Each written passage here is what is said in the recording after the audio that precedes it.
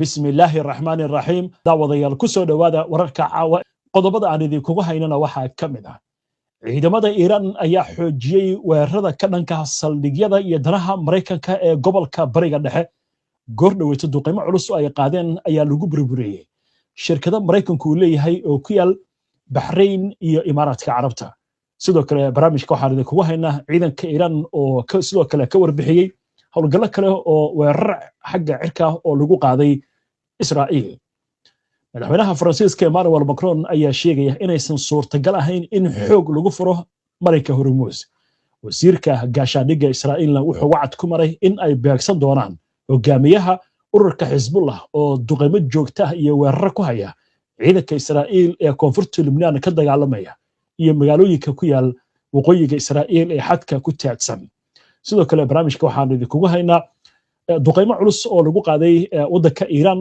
gaar ahaan Mareykanka oo beegsanaya kaabayaasha muhiimka sida buundooyinka waaweyn dhammaan wararkan iyo weliba qodobo kale iyo wixii warah ee soo kordha intaynu hawada ku jirno iyo falanqayntii ayaan idinkugu haynaa barnaamijka wararka caawa maxamed aan ku bilowno qodobada wararka ugu waaweyn ciidamada ilaalada kacaanka ee waddanka Iran ayaa sheegaya inay bartilmaameedsadeen warshad birta samaysa ee ku taala wadamada gacanka bayaankan la soo saaray ayaa waxaa baahiyey warbaahinta Iran ciidamada ilaalada kacaanka ayaa sheegaya inay duqeeyeen goobo birta lagu sameeyo ee ku taala magaalada Abu Dhabi ee waddanka Istaga Imaaraadka Carabta warshadda samaysa aluminiumka ee Bahrain sidoo kale waxaa la duqeeyey goobo kale toddobaadka dabeeqadiisa weeraradani ayaa digniin ah haddii la weeraro kaabayaasha iyo warshadaha waddanka Iran inay ku jawaabi doonto in ay burburin doonto xanuun badan ay u geysan doonto kaabayaasha Israa'iil iyo kuwa lagu xiriirinayo dhaqaalaha waddanka Mareykanka iyo warshadihiisa gobolka Bariga Dhexe ku yaala ciidamada ilaalada kacaanka ayaa ku hanjabay in wax allaale wixii ganacsi ah iyo kaabayaal lagu xiriirinayo waddanka Mareykanka ee wadamada gacanka ku yaala in ilaa iyo inta dagaalku uu bilowday aan la duqeyn laakiin hadda la duqeyn doono ciidamada ilaalada kacaanka qaybtooda badda ayaa xaqiijiyay inay dagaalka dardar geliyeen uuna horseedi doono dagaalkan in la ballaariyo bartilmaameedyada waxayna hoosta ka xariiqeen inay dardar gelin doonaan in ciidamada Mareykanka ay gobolka Bariga Dhexe ka eriyaan madaxweynaha Faransiiska Emmanuel Macron ayaa sheegaya inaynan maangal ahayn in xoog military lagu furo marinka Hormuz kadib markii madaxweynaha Mareykanka iyo xulafadiisa ay sheegeen in ay dib u furayaan qaar kamid ah dadka difaacaya fikirka ah in xoog lagu qabsado marinka Hormuz ayaa aaminsan in tallaabo military lagu furi karo mowqifkaas ayaa mararka qaarkood waxaa sheega dowladda Mareykanka hase ahaatee aaraahda ayaa lagu kala duwan yahay sida madaxweynaha waddanka Faransiiska uu sheegaya isagoo u sii safrayay waddanka Kuuriyada Koonfureed khiyaarka ah in xoog lagu furto marinka Hormuz ma aha mid aan taageerayno mid suuragal ah ma aha waxay qaadanaysaa waqti aad u dheer waxaana khatar weyn ay kala kulmayaan marinka Hormuz ciidamada ilaalada kacaanka oo adeegsan doona gantaalada nooca ballistikada loo yaqaan buundo isku xiriirisa magaalada Tehran iyo magaalada Karaj ayaa duqeyn ay Mareykanku qaadeen dhowaan lagu burburiyay sida warbaahinta Iran lagu sheegay duqeyntaasi oo ay militariga Mareykanku meel mariyeen ayaa lagu waxyeeleeyay buundadaasi ciidanka Israa'iil ayaa beenaynaya inay buundada ayaga burburiyeen wakaaladda wararka ee Faris ayaa ku waramaysa buundada B2 la yiraahdo ayaa la burburiyay qolyaha gurmadka degdega ayaa ka shaqeynaya sidii ay dadkii dhib ku gaaray weerarka hore ku gaaray ay u badbaadin lahaayeen laba qof ayaa weerarkaasi ku dhintay sida wakaaladda wararka ay sheegayso wasiirka difaaca Israa'iil Katz ayaa mar kale ugu hanjabay hogaamiyaha ururka xisbullah naciim qaasim in uu khaarijinayo oo qiimo weyn ay ugu fariisanayso duqaynta uu ku hayo israa'iil gudaheeda. waxaan fariin cad u hayaa buu yidhi naciim qaasim oo ah xogeyaha guud ee ururka xisbullah, isaga iyo saaxiibadiis qiimo weyn ayay ugu fariisanaysaa weerarada duqaynta oo ay dardargeliyeen ay ku qaadayaan goobaha israa'iil gudaheeda ku yaala, ayagoo dadku ay ku jireen fasax ee lagu dabaaldegayay diin ee la yidhaahdo sadar. waxa uu sheegayaa qiimeynta uu militarigiisu sameeyey in tallaabo laga qaadi doono mas-uuliyiintaas.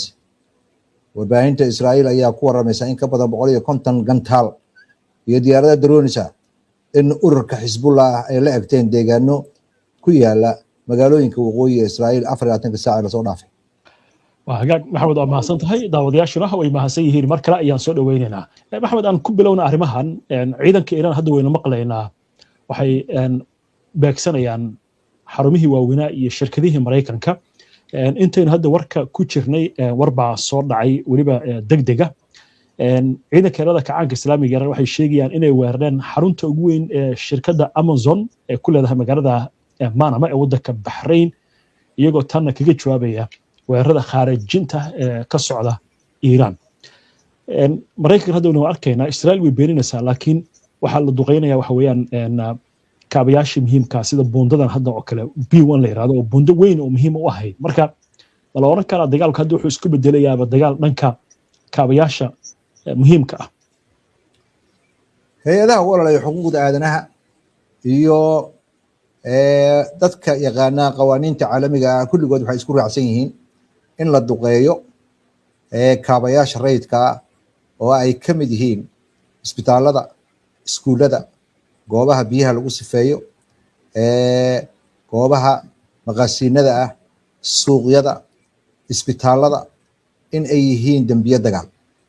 madaxweynaha Maraykanka si furan ayuu ugu hanjabay inuu kaabayaashaas duqeynayo, waxaana muuqata in lagu soo oogi karo dembiyo dagaal. tan kale, dagaalka waxaad moodaa mar ka dambeysa Iiraan inay dardargelinayso. Maraykankana marka laga gudbo inuu hanjabaad jeedinayo, xabajoojin ayuu dalbanayay inuu ku qasbo Iiraan. qasabkaasna waa socon laadahay. waxaana la saadaalinayaa dagaalkani qaabku u socdo marka la fiiriyo in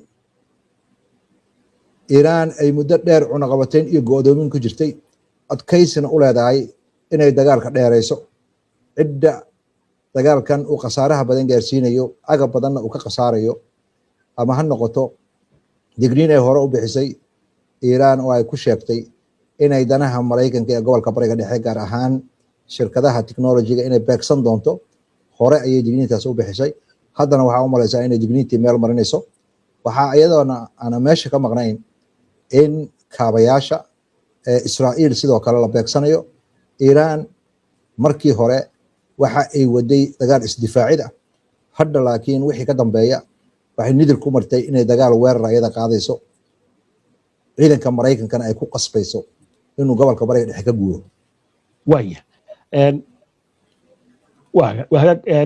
maxamed, dhinaca kale hadaynu ka eegno, waxaad moodaa dagaalka hadda xalay waxaa la filayay madaxweynaha Maraykanka isbedel inuu sameeyo, weliba xitaa ilaa shalay gelikii dambe suuqyada hoos bay u dhaceen qiimaha kala duwan hadday noqon lahayd dhanka lacagaha iyo saliidda qayriin. laakiin hadalkii uu jeediyey xalay saqdii dhexe wuxuu yiri dagaalku wuxuu sii socon doonaa 2 ilaa 3 toddobaad. dhanka Iiraan aynu ka eegno, Iiraan ma loo cabsanayaa awoodeeda haddii dagaalka intaan lagu sii duqeynta ah? su-aashaas waa su-aal aad iyo aad u fiican. Iiraan hore ayay u sheegtay waddankeeda inuu yahay waddan taariikhi ah, jira in ka badan 5,000 oo sano. dagaal inayna ayadan bilaabin, dagaalkan inuu Maraykanku bilaabay. waxaa kale oo ay si fiican ugu nuxnuxsatay in cunaqabateyn qaanuunka khilaafsan iyo dandaansi in muddo dheer lagu hayay. baraha bulshada waxaa dhex wareegaya madaxweyne Trump oo 40 sano ka hor wariye hadda geeriyootay 2022 oo Barbara Wallet la oran jiray, asagoo u waramaya 40 sano ka hor waxyaabihii uu ku hanjabay waxaa ka mid ahayd inuu xoog ku qabsanayo jasiiradan Karaj la yiraahdo ee saliidda waddanka Iiraan. qorshahan Maraykanka ma aha mid xalay dhale ah, waa mid muddo soo taxnaa. Trumpna asagoo aan madaxweyne ahayn ayuu hawshaasi ka fikrayay. hadda oo lagu sheegayo in madaxweyne uu yahay isla markaasna dad badan ay u haystaan in caafimaadkiisa uu fiicnayn, haddana marka la fiiriyo qorshahan muddada dheer uu soo waday iyo Iiraan sidii u diyaar garowday 40 sano la soo dhaafay, waxa weeye ilaha qaar ayaa waxay leeyihiin Maraykanku awood weyn oo military u ahaa, agab military oo badan waa lahaa, laakiin dagaalkan hadda waxaa muuqata in teknolojiyadii uu adeegsanayay in waqtiga uu ka daba yimid, oo macnaheedu yahay diyaaradaha droniska ee raqiiska ah iyo gantaaladan guuxooda ka dheereeya ee Iiraan ay wax badan samaysanaysay oo magaalooyin dhulka hoostiisa ku yaala ay uga buuxaan inay dhammaadaan waa adag tahay. Iiraan inay isdhiibaysana uma eka. Maraykanka iyo Iiraanna si fiican ayaa hadda isu baranayaan, waxaana muuqata wax badan ayuu Maraykanku kibir iyo daandaansi meelo badan mataqaanaa dagaal ugu qaaday. khabiiradda militariga ee Maraykanka ee ka shaqayn jiray arrimaha xogta militariga sida Scott Ritter iyo ninkii la taliyaha u ahaa Pentagonka xilligii hore ee madaxweynaha Maraykanka Douglas McGregor iyo laba professor oo aad looga wareystay idaacadaha oo mid yahay David Masham iyo ninkii la yiraahdo Jeffrey Sachs, kulligood waxay qabaan Maraykanka haddii uuna nuclear kaashan oo caalamka oo dhan uu kaga soo horjeesan doono dagaal caadi ah oo hub la isu kaashado inuun Iiraan waxba uga guraynin, madaxweynaha Maraykanka iyo militarigiisana inay qoorta iskula jiraan, oo rag badan oo militariga ka tirsan iyo khabiiradii oo ka mid ahaa ninkii la dagaalanka argagixisada mas-uulka ahaa oo wareysi siiyey mid ka mid a baraha bulshada nimanka suxufiyiinta ugu saameynta badan. kulligood waxaa la isku raacay Iiraan inayna khatar ku ahayn waddanka Maraykanka ee weerarkani ugal darro ahaa, qaanuunkana khilaafsanaa. haddana dhalinyaro badan oo Maraykana oo sanduuqi ku jira la keeni doono. madaxweynaha waad maqlaysaa waddanka Faransiiska si buuxda ayuu leeyahay Iiraan xoog loogama qabsan karo marinka Hormuz. su-aasha kale oo la isweydiiyey oo dadka dhan ka yaabis waxay tahay dagaalka intuuna bilaabin madaxweyne Trump Hormuz marinka la yiraahdo waxaa lagu mari jiray lacag la'aan, wuuna furnaa.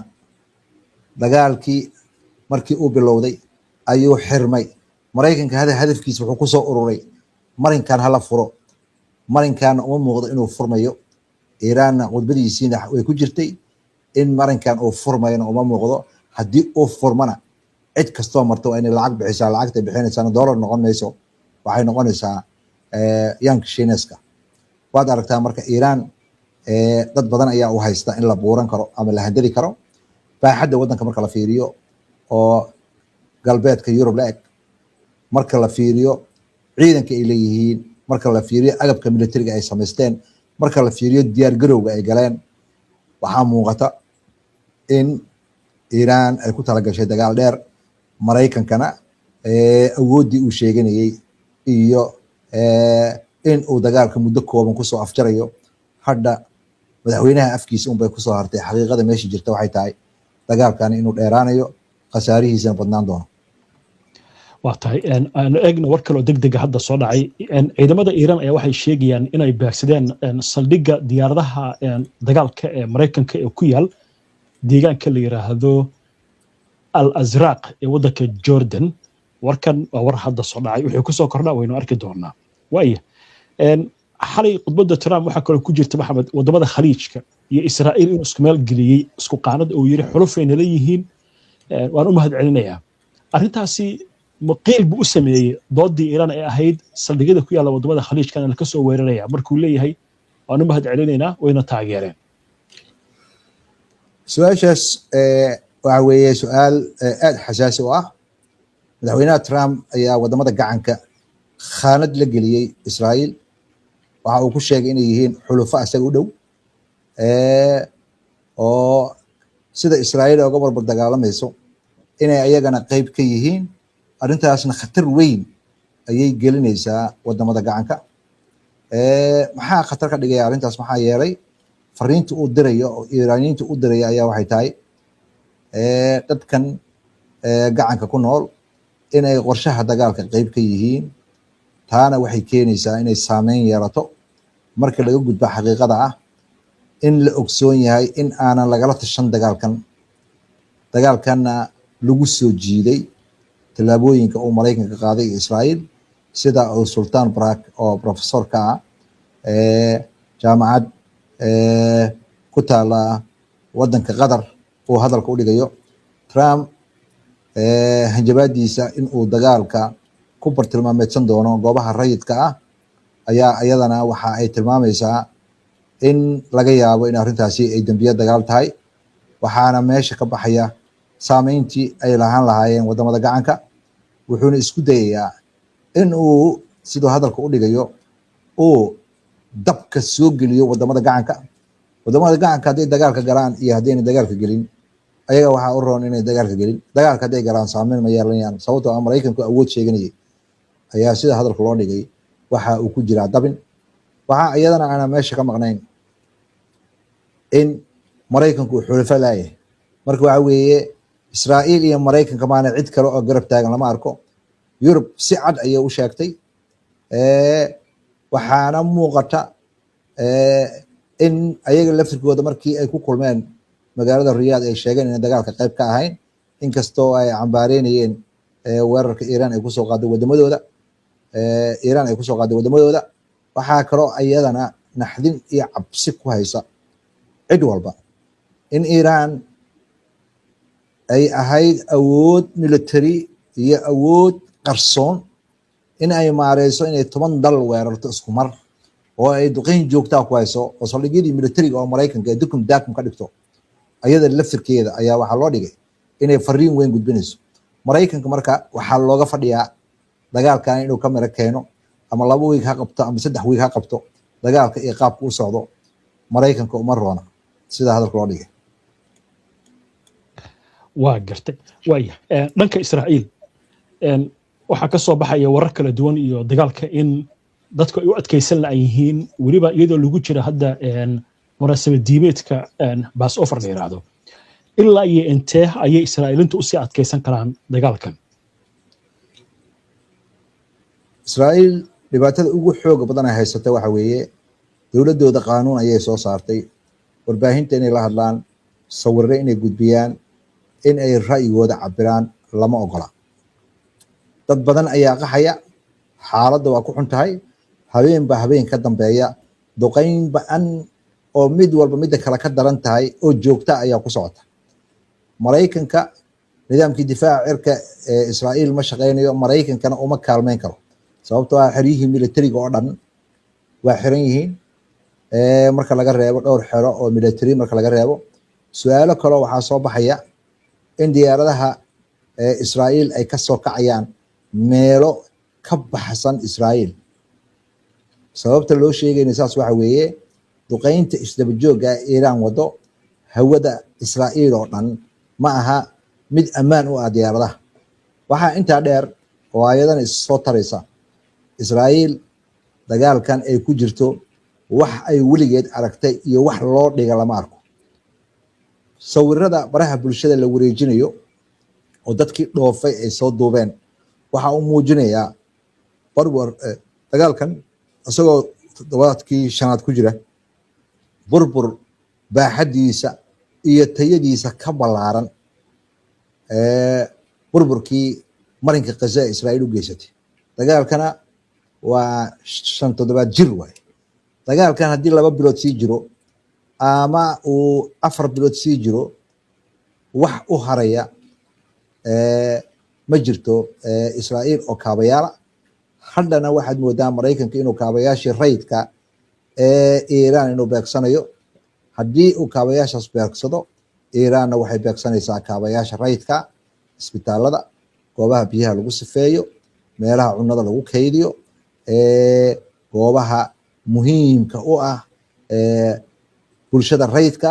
waxaadna moodaa Maraykanka iyo Israa'iil inay khilaafayaan xeerarkii caalamiga ah sida hay-adaha u ololeeya xuquuqda aadanaha hadal ku dhigayaan laakiin waxay tahaba Maraykanka dagaalkan uu ku jiro waa ka duwan yahay ayaa la isku raacay dagaaladii hore meeshay la tagtaba Iiraan ma muuqato in ay Maraykanka ay u tanaasuleyso ama ay wax ka maqlayso ama aaminaysaba madaxweynaha Maraykanka iyo mas'uuliyiintiisa la shaqeynaya iyo ciddii xataa asaga u ergeynaysa ergeyga ugu dambeeyay ayaa magaciisa la kashifay oo baraha qaar lagu qoray waxaana la sheegay inuu yahay Field Marshal madax u ah ama abaanduula u ah ciidamada Pakistan oo labada dhinacba kala dhexdhexaadinayay laakiin ninkaasi laftirkiisa ayaa waxaa loo tirinayaa inay dhowr goor isku dhaceen Iiraan mar Iiraan iyo